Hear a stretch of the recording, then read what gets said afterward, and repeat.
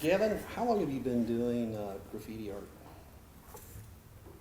As far as actual painting, I started painting when I was probably 11 or 12.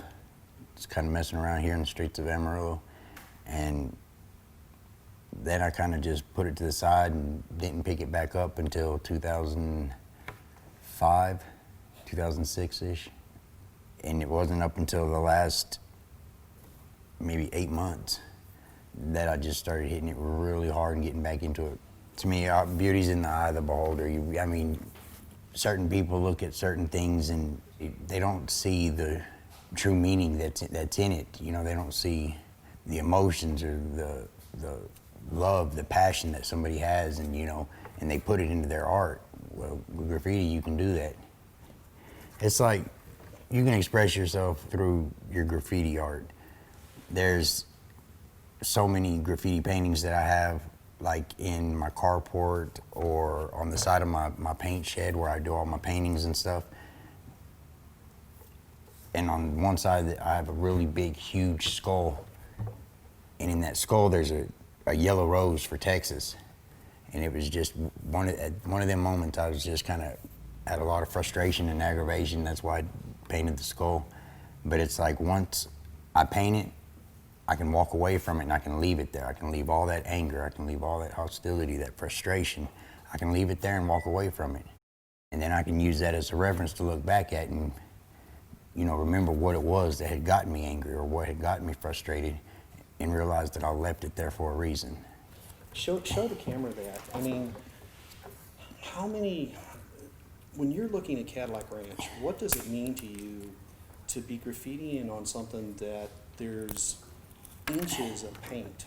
I mean, there's inches of stories. If you really look at how many people travel through Amarillo, how many people visit that place, you're looking at hundreds of thousands of people over the last, 20 plus years that thing's been out there. Stanley Marsh and his group of guys put a sign out there in front of my dad's house when I was a kid.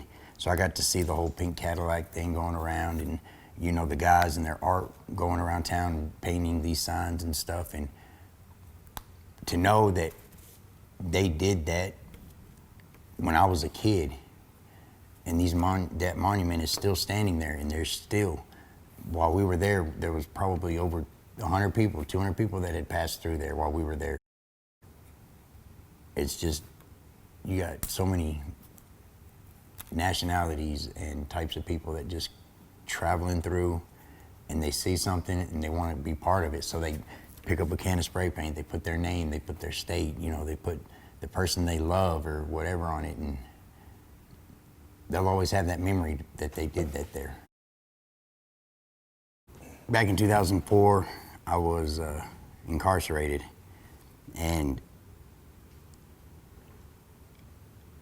there was a point in time whenever I didn't have money, I didn't have commissary, I didn't have food, I didn't have anything. And my son's birthday had come up.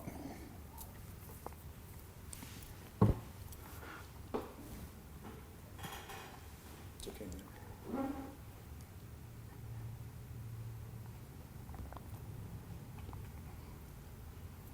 And I didn't have nothing to send him. I didn't have no way to reach out to him for his birthday. So I'd asked the guy if I could use one of his patterns, so if I could draw my son something and just send it to him. And he says, yeah. So he lets me use one of his patterns, and I get it, and I put a piece of paper over the top of it, and I trace it out. And then as I was coloring it, this guy had walked up and asked me how much I wanted for it. And I just told him, well, I'm just drawing this for my son for his birthday. And he had said, I'll give you $5 for it. And I'm looking at the picture like it's a, third grade coloring book or something.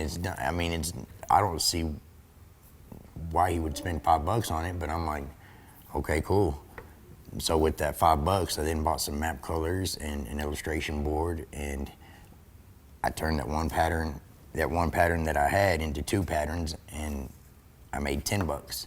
And then that $10, I was able to progress on to doing, you know, full-size illustration boards. And I used to sit there and I would watch all these old convicts that were, you know, been locked up for 10, 15, 20 years. And their art is just like impeccable, you know, their attention to detail, the realism that they do. And I would sit there and watch them. And I would watch, you know, how they would sharpen their pencils, or how they would, you know, how they would go one direction with a colored pencil, and then they would rotate the board, you know, 180 degrees, and they'd go the opposite direction just to do a crosshatch pattern that would blend a lot easier with the wet rolled up piece of toilet paper that was then let out to dry, so that way they could use it as a shading stick. And once I sat there and I realized how they were doing what they were doing and how their art was so nice, I got after it, and I learned so fast. And I told these old guys, I said, man, y'all messed up. I said, I'm fixing to take all of y'all's business. And they said, no, you're not. I said, yeah. I said, watch. And before you knew it, I had 10, 15 people lined up for artwork. I was selling, you know, I went from selling a little $5 piece of paper, or, you know, a small little quarter board, to doing $100, you know, full portraits on illustration boards, or, you know, just whatever somebody wanted, they'd come to me and I would do it. The name that I'm going on is Magic, M-A-G-I-K. And the reason I chose Magic is because of my kids. They are my everything. And everything happened because of them. You know, the whole starting a business and everything, it's because of them. The name Magic stands for, M stands for Matthew, my youngest. A stands for Amarillo, where I'm from. G stands for Gavin, my son, little Gavin. I stands for the man upstairs who continues to watch and see over us. And K stands for Catalina, my daughter. So if you ever see any of my graffiti pieces, you'll see a big M, a big G, and a big K, because they're the reason I'm doing this. And then real small, you'll see an A and an I. So, I mean, Magic is for them. My whole art, my whole business, my whole everything is for them and my wife.